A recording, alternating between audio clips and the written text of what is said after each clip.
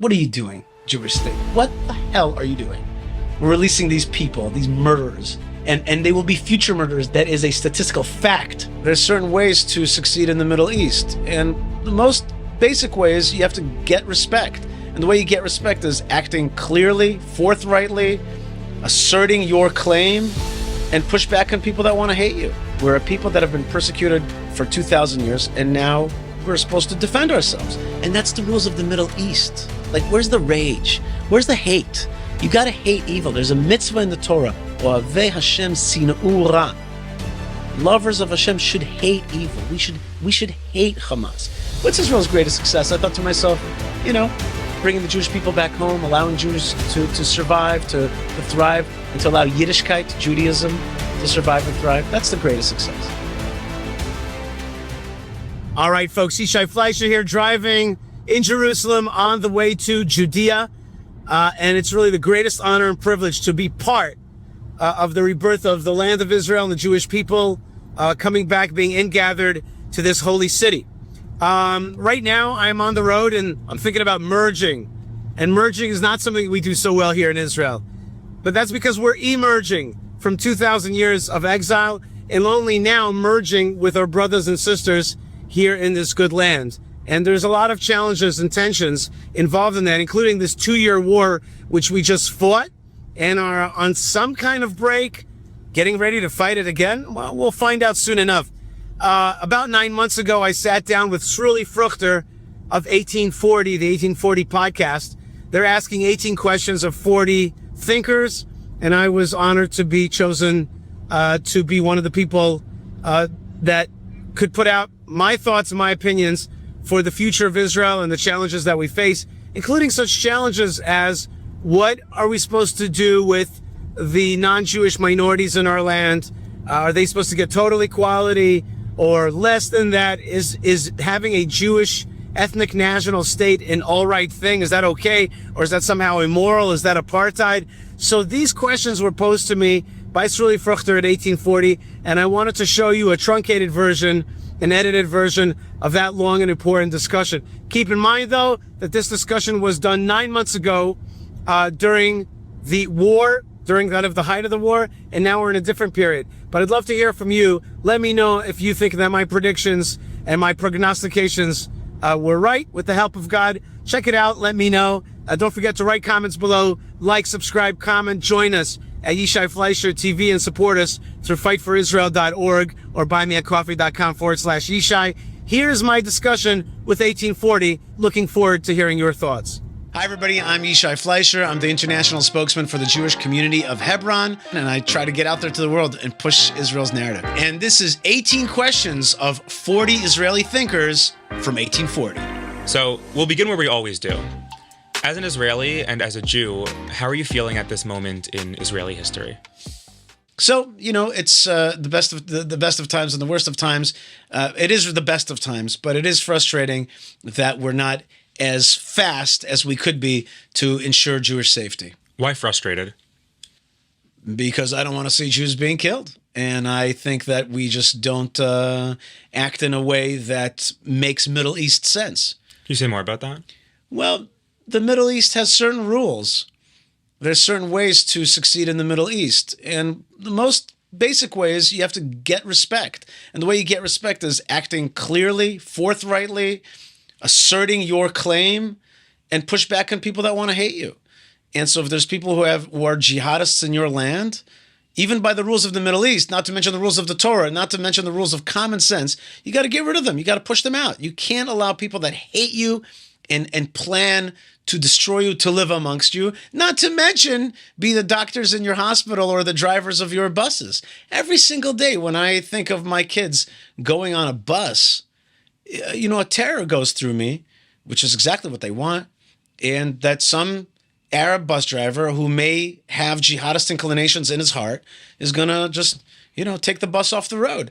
And that is terrifying, and we should not allow that. And we should not allow Jewish children, women, or men to be afraid in our land. There's no reason for it. We are a strong country, and we have a right to allow the kind of people that want to live here, the good kind of people that want to follow the laws and be loyal Israeli residents to live here. and those who hate our country should not. And these are plain things. It's simple things. The bottom line is we have a lot of bad guys. We should not allow them to have weapons and to threaten our country. And we have a lot of people who are decent people, Arabs and others who want to live amongst us. And the Torah tells us that there will be goyim, nations that want to live amongst us, and we have to provide them with decencies and opportunities. I don't deny that for a second. I don't deny for a second that there are many Arabs who are not part of the jihad. But just realistically speaking, you see the videos of the children filled with anti-Israel ideology. You see that. You saw the story now of the Muslim doctors in Australia, the doctor and the nurse who were just professing anti-Israel, that they're willing to kill Israeli patients. You know that exists here as well. Although I have to admit, I was recently in the hospital, and I had a very good stay. I was for a week in the hospital after surgery, and I dealt with a lot of Arab nurses, and it was fine. It was really, really fine. I don't deny that it could be fine. The state of Israel has to be strong. It has to be strong. It has to push back on forces that endanger it. That is the central purpose of a state in general, and certainly the Jewish state. We're a people that have been persecuted for 2,000 years, and now we're supposed to defend ourselves. And that's the rules of the Middle East. That's the way you survive as any entity in the Middle East. What do you think has been Israel's greatest success and greatest mistake in the current war against Hamas? When you first started asking that, I heard, what is Israel's greatest success, period. And what is Israel's greatest success? Bringing the Jewish people back home? Well, again, specifically in the war against Hamas. Right. I'm getting there. It's just, you triggered a thought, like, what's Israel's greatest success? I thought to myself, bringing the Jewish people back home, allowing Jews to survive, to thrive, and to allow Yiddishkeit, Judaism, to survive and thrive. That's the greatest success. Vis-a-vis this war, what has been our greatest success? The beeper attack was the beeper operation was a beautiful operation. It was against Hamas specifically, though, unless you see against those Hamas more directly linked. The killing of Sinwar was important, but the truth is I think that we have not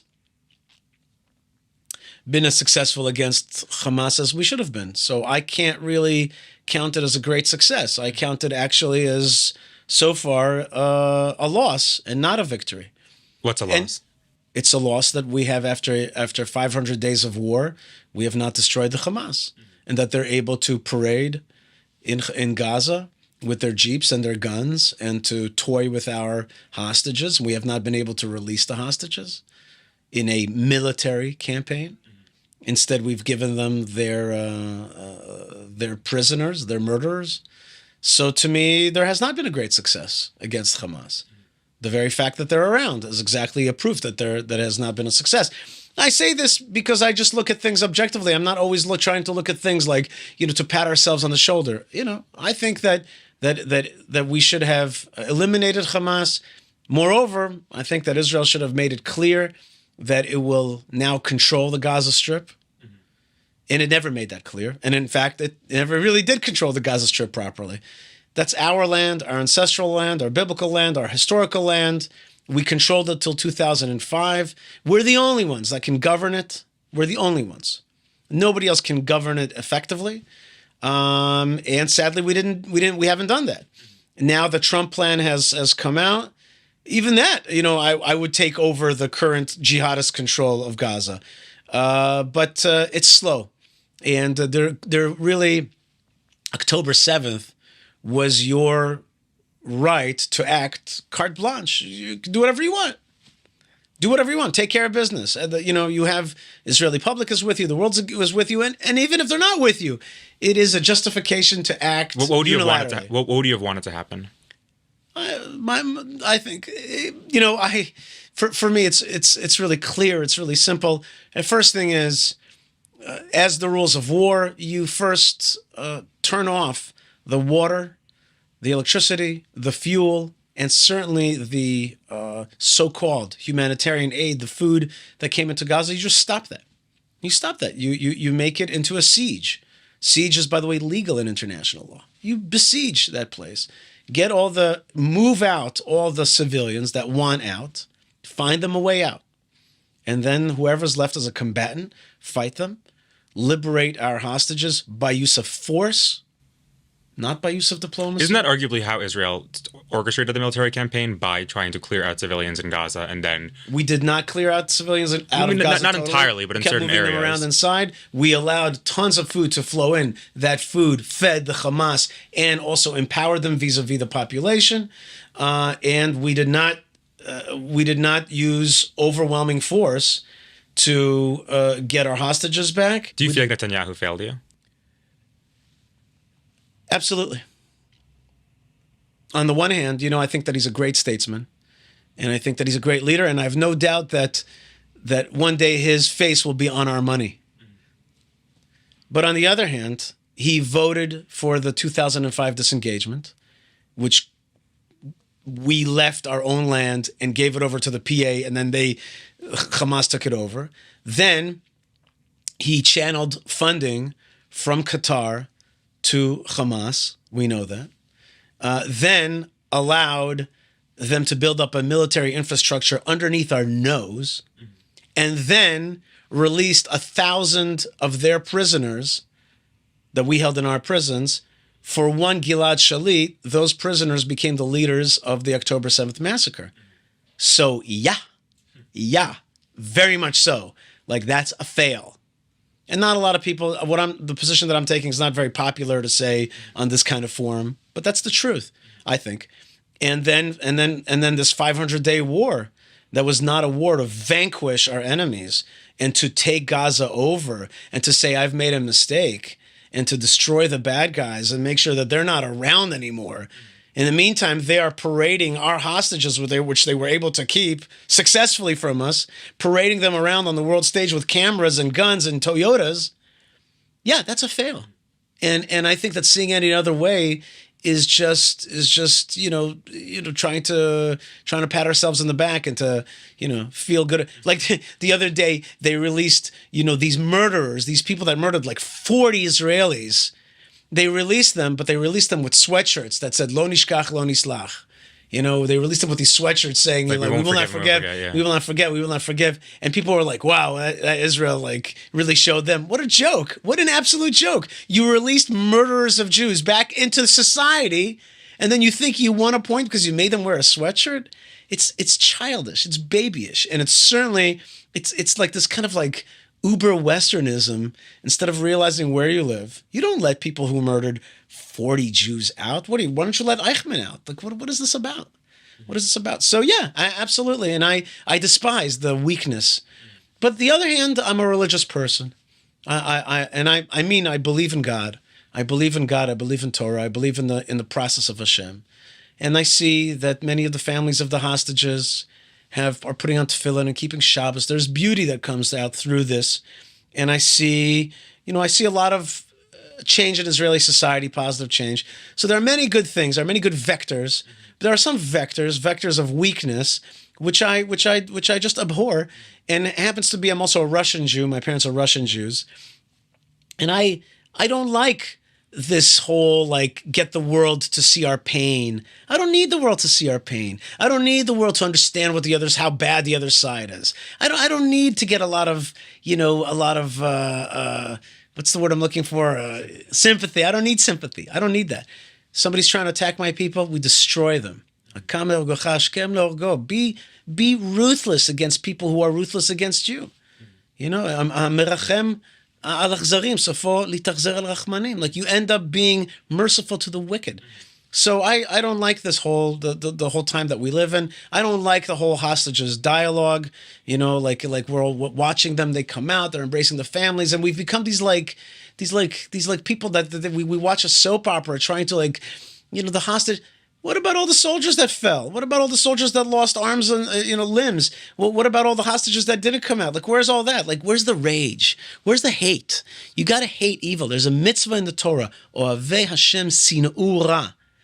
Lovers of Hashem should hate evil. We should hate Hamas. By the way, Hamas is not just bad to the Jews. Right now, as we speak, as we're doing this podcast, they're shooting and killing any Arabs who have said anything pro-Israel. They are a brutal lot. and our inability to take them on, and our inability to even say these things. The things that I'm saying now are things that you rarely hear on the media, and yet many people think it is a sign that we live in a time of weakness. Which is more important for Israel, Judaism or democracy? Judaism. Democracy is a good value, and probably democracy. Judaism has a lot of elements of democracy in it, but Israel is not a democracy. Israel has some democratic values, but certainly not just Judaism as in Torah, but Jewish peoplehood trumps democracy. This is not a country that's meant to be equal for all. It's meant to be a nation state. It favors the national ethnic group called the Jewish people. It has to favor it. That's what a nation state does. Therefore, it's at odds with full democratic principles. That has to be subservient to, democracy has to be subservient to Jewish and Judaism. There's no doubt about that. Democracy there's many beautiful aspects of democracy. I think Judaism incorporates many of them in its very essence. But if you ask, is Israel democratic or Jewish? It certainly has to be Jewish first, and then have democratic principles that help govern it. But democracy is not God.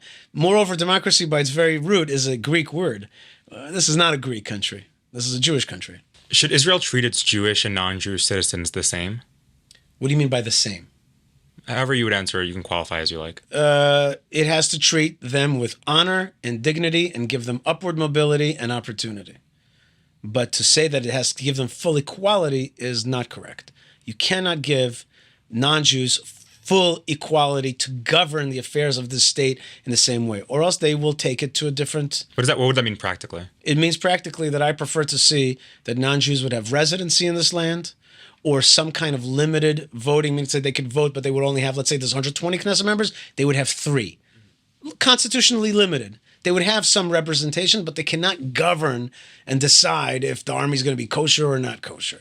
And certainly they cannot be jihadist and be in our Knesset. I mean, there's an absurdity.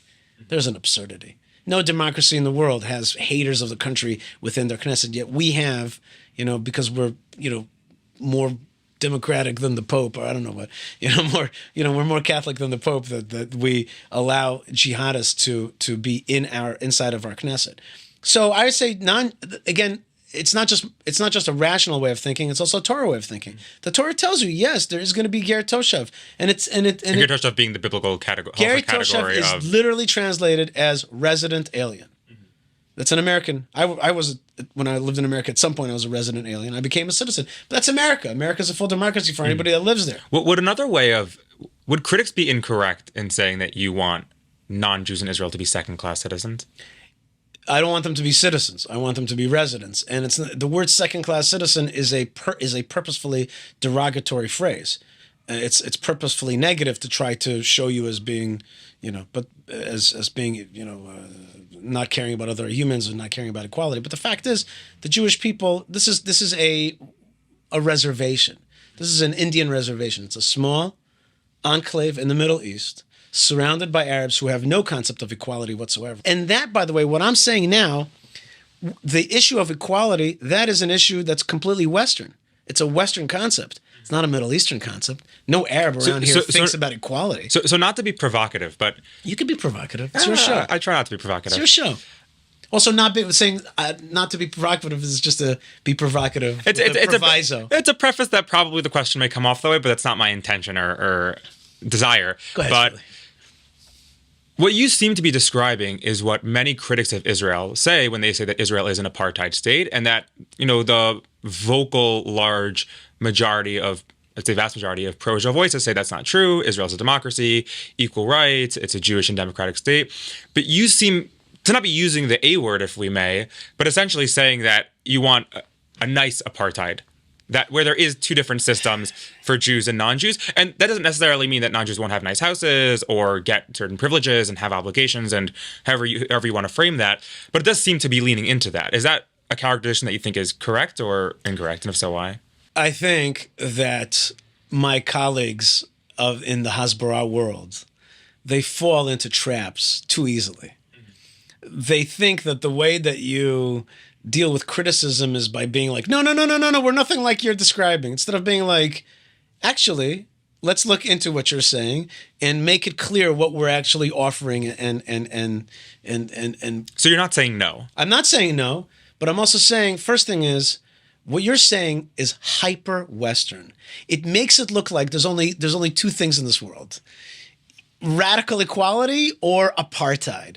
But that's just not true. So let's calm down and not use labels that are there created by our enemies for us to say stupid things and to let the enemy in through the back door. Let's kind of open our eyes and realize, what do we need to govern and keep this place safe? Which is the first priority of the Jewish state. And then afterwards, let's talk about, how we incorporate people more. But the Torah says to us there is a way, but it is limited. If you were making the case for Israel, where would you begin? That's a very broad question. You're going to have to limit that for me. I don't know. How so? What do you mean? You tell me. Well, where to begin? Well, there's different ways to begin. I guess one way to begin is by... Where do you tend to begin? It depends on the crowd. It depends on the people. But I think if you're talking politically, the first thing to remember is it really depends where you want to start. It depends. You can start where you like. People. I'll give you the freedom. Well, it depends. But I would say one simple conception that everybody has to have is to remember that Israel is a tiny country in this region. Mm-hmm. Like that's a baseline thing. I think a lot of times when people forget that one of the enemy's great successes has been to change Israel into the Goliath and to the Arabs as a David. Like, that is a falsity that needs to be righted, which is that we're a tiny country trying to survive out here. That's like a basic, like once you get that in your head, Israel's a tiny country trying to survive in a very tough region, like that's one. Another thing that you have to, know is the Bible. And the Bible's a great place to start. And the Bible's where a lot of stuff started. But L'tzari, sadly, to my dismay, the Bible has been very undermined in the last 100 years. Very undermined. If you went to Harvard 100 years ago and even 200 years ago, people knew the Bible. Some of them knew the Bible in Hebrew. Today, young people don't know the Bible at all, not to mention their own classics as well, of Western literature or European literature. And so, I would love to see a campaign in Israel and around the Jewish world of the Book of Bereshit. I think the Book of Bereshit, you ask where to begin? The Book of Bereshit in the beginning. It's a great place to begin. And I recently spoke to almost 100 kids in young Judea, and I asked them, how many of you can honestly say you have read the Book of Bereshit? And 7, 8 kids out of 100 raised their hands. And I'm not sure that they're holding, as we say. So I think that if you know the Book of Bereshit, you understand, you may not agree with, but you understand Abraham, you understand that we're a family, that we're a nation, we're a peoplehood, and you understand that there's a land associated with it. You understand that there's a God that you talk with. It's a very basic concept. Book of Bereshit, if you can get through the Book of Bereshit, you got everything. Agree or not agree, you'll get it. You'll get even our branding and our stuff, you'll get it. And without it, you won't get it. So that's another part of it. I think maybe one more thing is to know that the Jewish people are eternal. That's a very core concept. You have to know that the Jewish people, come what may, we will survive. Even if, God forbid, the Jewish state and the Beis HaMikdash falls again. God forbid.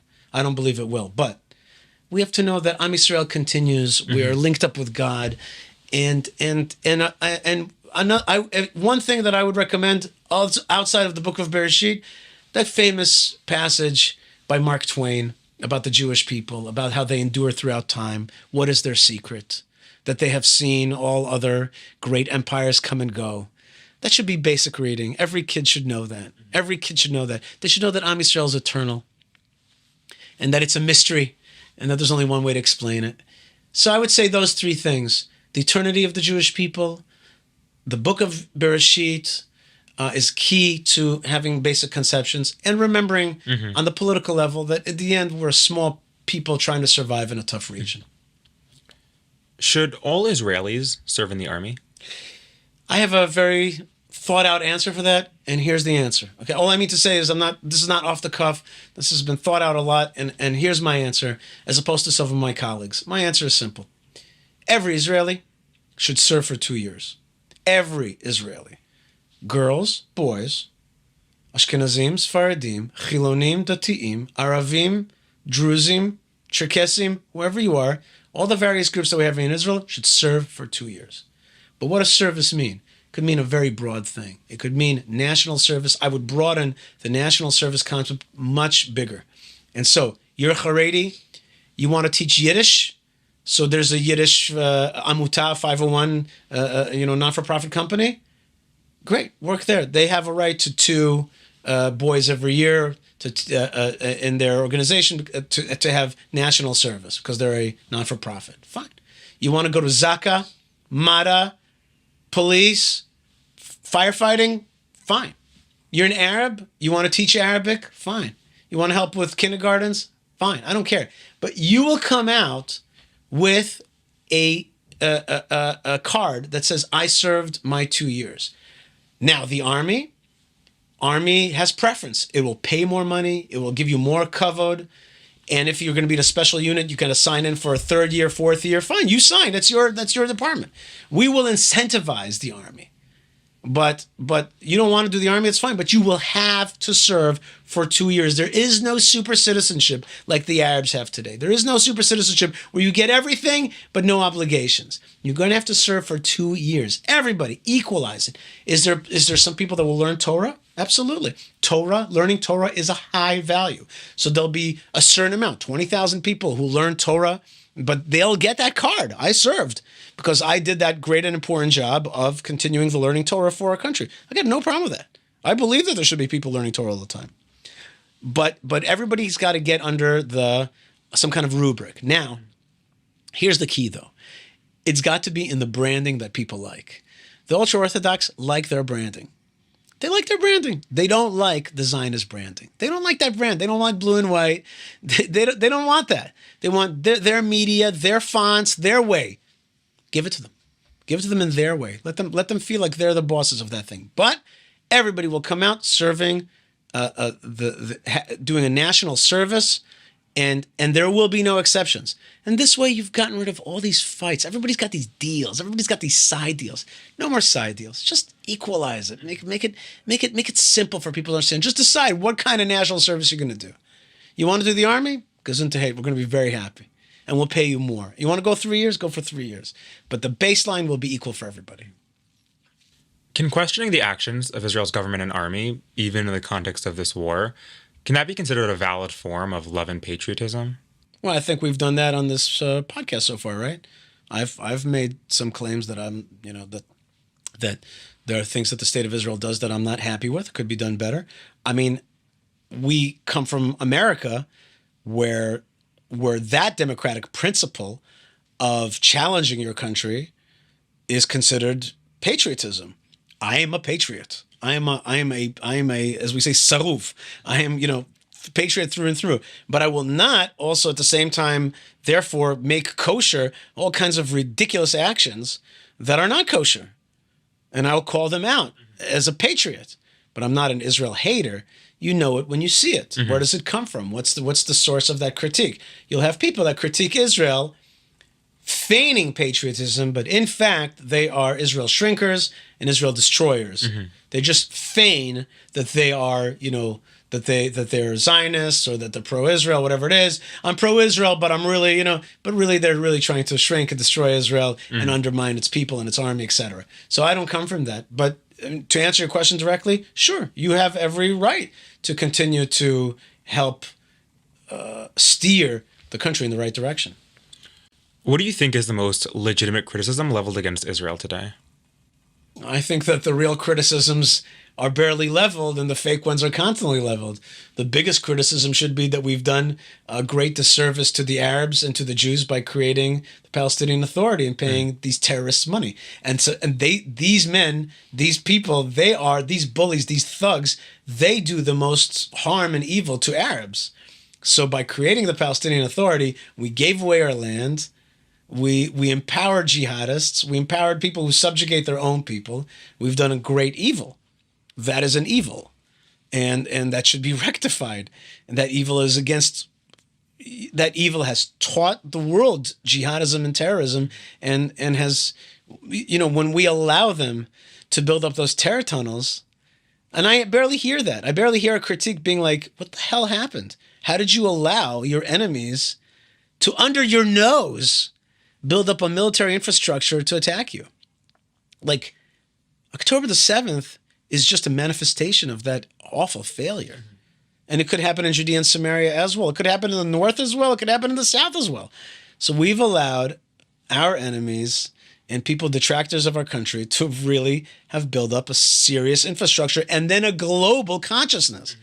Israel's weak Hasbara, weak brand, weak branding has allowed an alternative narrative to seep into the minds of millions, including the TikTok generation. So there's a lot of critique that could be leveled against the state of Israel. I mean, really, the world hates us, and that is in my mind, that is 100% the fault of weak policy.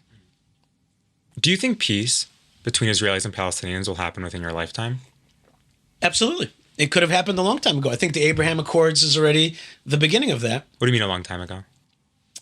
Had Israel acted properly and with clarity, after the 6-Day War, we could have had total. We had a kind of peace, but they spurned it. They wasted it. They being the Israeli leadership. They wasted the opportunity.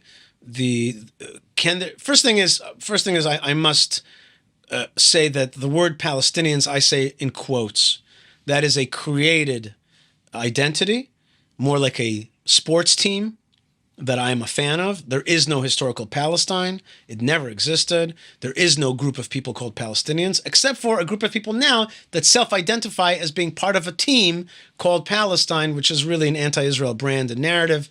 And there is no historic Palestine. It never existed. There is no coins, Palestinian coins. There is no Palestinian king. It didn't exist in history. We had two commonwealths here 3,000 years ago, 2,000 years ago. There is a thing called Israel. It's a nation. It's a people. There was a land here called Judea, Israel, whatever. It has a deep history. There is no history of Palestine. They never had a commonwealth here. They never had a capital here. So the thing is a recent creation.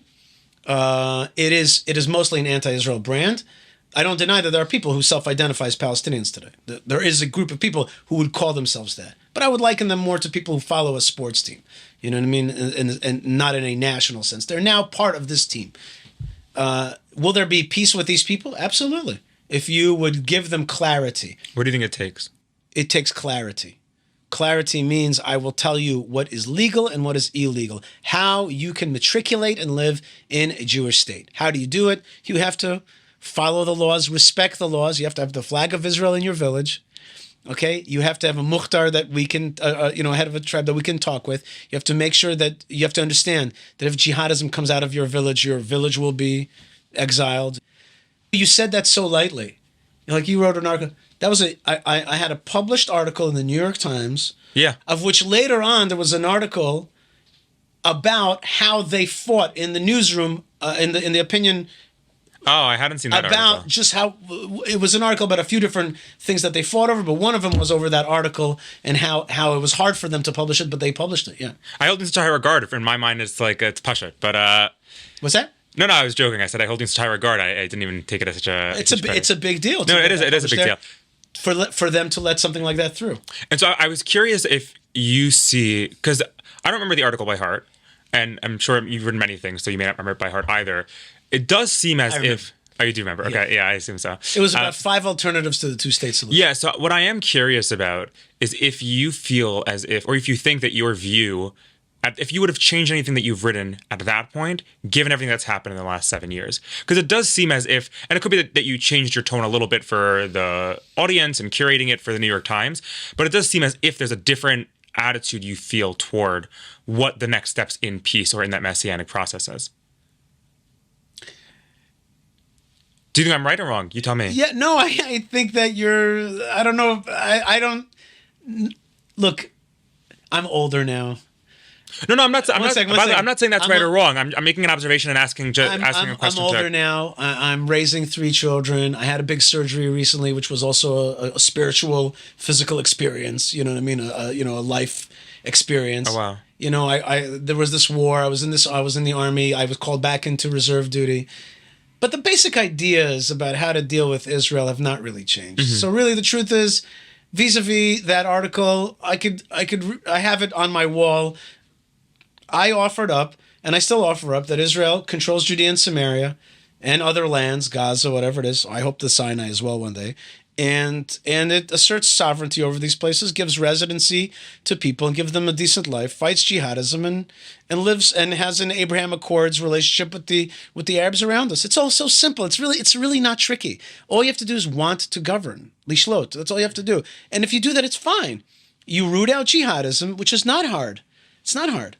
You kick out. By the way, do you know that in Azerbaijan there was a group of Armenians living there for like 700 years, and they never really got along with the Azeris, and Russia became a little bit weaker because of its Ukraine war. And one day, about 2 years ago, they made it public and that they want to see the Armenians leave. And within 48 hours, 200,000 Armenians left Nagorno-Karabakh in Azerbaijan. Okay, people know how to rule when you need to. People know how to govern. They're like, no more. I'm sorry, you're out, and they left without a bullet fired. Because there's a difference between strength and violence. My point is, bad guys got to go. Good guys can stay. Here's the framework of what you're allowed and what not allowed. You could choose it if you want. Believe me, you're going to get better health care and better roads and better decencies and better fiscal opportunities, financial opportunities than other places. Yes, no. We rule this land. We're not taking over other people's lands because we're nationalists, not colonialists. We're here to take our land, not other people's land. Arabs live next door. We should speak Arabic. We should know their language, and we should help create a railroad that crisscrosses this region. And we should help them. We should help the Iranian people get rid of the Iranian regime. We should be a force of good and a force of strength and a force of stability in this region. Mm-hmm. And we have to make it clear that Yerushalayim is our holy city, not other people's holy city. You want to come pray at our temple? Ki beiti tefillah yikra lekol ha'amim. It's a house of prayer for all nations. But the Temple Mount is Jewish. Mm-hmm. And people will accept that. That's another thing. The Israeli left has no sense of what Arabs will respect. They have no sense of it. They're so obtuse about how to talk with Arabs. Arabs will respect it when you're strong and clear and forthright. They will not respect when you're wishy-washy and wimpy. And that's the message we broadcast, and that's a shame. Where do you identify on Israel's political and religious spectrum? And do you have any friends on the quote-unquote other side? Well, I'm a religious Zionist, but I'm not a religious Zionist by birth. I'm a religious Zionist by belief system that I've come to. But I mean by that is that I'm not from the Bnei Akiva, Rav Kook stream. I don't come from there. I don't come out of that. I have adopted parts of it, but I also have adopted that within streams of Chassidut and Chabad and Gra and Sephardi type stuff. So I'm really a kind of one time a Knesset member who passed away, Rabbi Ravitz, said to me, "I know what you are. You're Chabakuk." Chabakuk stands for Chabad, Breslov Karbach, Hana Cook, right? Don't forget that also. And so it's Chabakuk. And so I'm like, yeah, I really feel connected to those streams of, Eretz Yisrael, a sense of mysticism, a sense of a love of Judaism. And politically, I assume. Politically, so the question is, who do you vote for? I voted for and worked for Minister Ben-Gvir last time, but that doesn't mean I'm totally satisfied with that. And there's many people. There's great people in the Likud, like Amita Levi, who I like a lot. I thought that the ambassador to the UN, Gilad Erdan, was very good. I think that Netanyahu is sometimes good, sometimes not. And do you have friends on the other side of your political and religious identity? I definitely have people that are interlocutors, but it's hard to be friends in a real way with people that you see as endangering, the Jewish state. So what do you mean by left? Do you mean other side? Do you mean people who are anti-Israel, or do you mean people who are, seculars. Well, so that's what I'm saying. But no, it's not so open because you said the other side. Well, what is the other side? I find myself there's very few people who are on the other side. The other side are people who are anti-Israel. So people who are anti-Israel are not my friends. I don't have So let's say the Israeli left. Well, what do you mean by Israeli left? Because Israeli left can mean because it could mean. In any of those definitions, are the people you're friends with? And if so, you're welcome because to say. if you're like a secular but Zionist kibbutznik type, yes, I'll have acquaintances like that. But if you're like if you're like flaming anti-Netanyahu, anti-Ben Gvir, anti-Smotrich, anti-Haredim, and that's all you're screaming all day long, it's hard to talk with people like that. And Any other religious side? What do you mean? I guess let's say secular? And Haredi. Secular is easier than politically left. Because secular, we could always...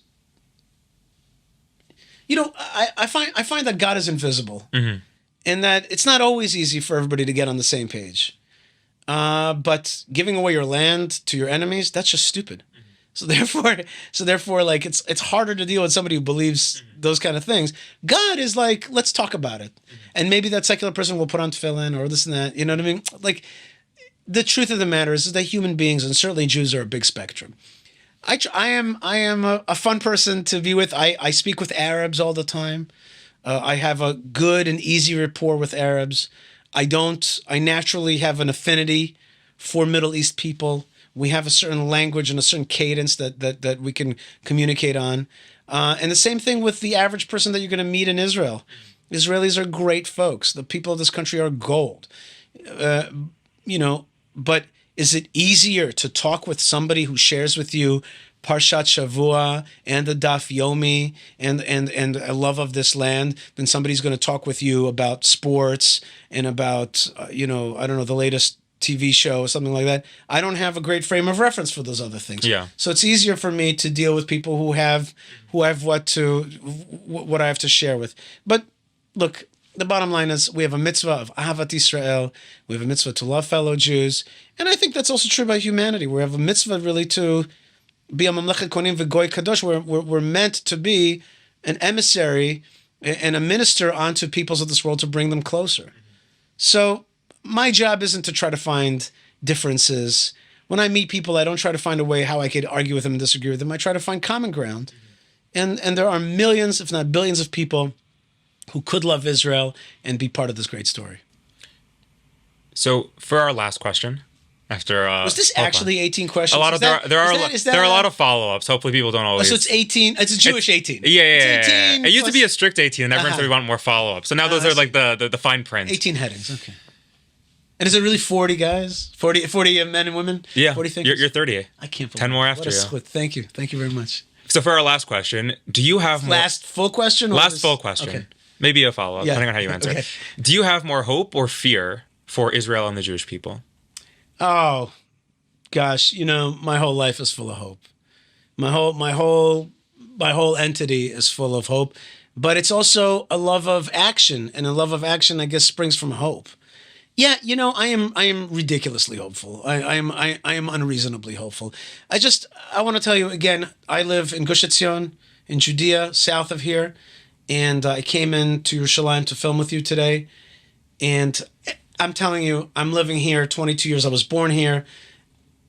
There's not a time that I drive into Yerushalayim that I don't get like a thing, that I don't get like a zap. And I got it just from a building that was being built not far away from here, and it said like new office building, and I was just like, I get it touches me a lot. There's not a day, and I mean this literally, not metaphorically, not a day goes by that I don't have a moment in the day where I'm just like, this is something. And it could be in shul, it could be from a pasuk, it could be a building that I see, it could be a flower, it could be a sunlight, it could be a cloud, it could be a child, could be Marat HaMachpelah in Hebron, could be, there's always just something that is just like, no, it's a endless sense of joy, with from time to time dread and disappointment and concern and fear. I mean, right now we've released upwards of 2,000 murderers, murderers or would-be murderers.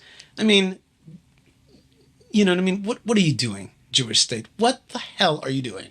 Releasing these people, these murderers, and they will be future murderers. That is a statistical fact.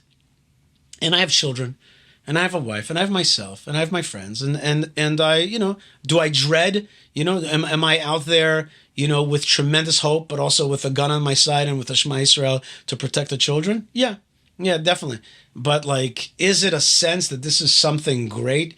Even though you look up sometimes to Shemaim and you say, Hashem, why we have such grasshopper leadership? Mazeh, you know what I mean? Why do we have such a, bureaucratic, bumbling middle state? Why do we have that? Yeah, but with all that, I know that Hashem's plan is happening, and again, I just say, please Hashem, give us just the tiniest little zchut to be part of building it, part of touching it.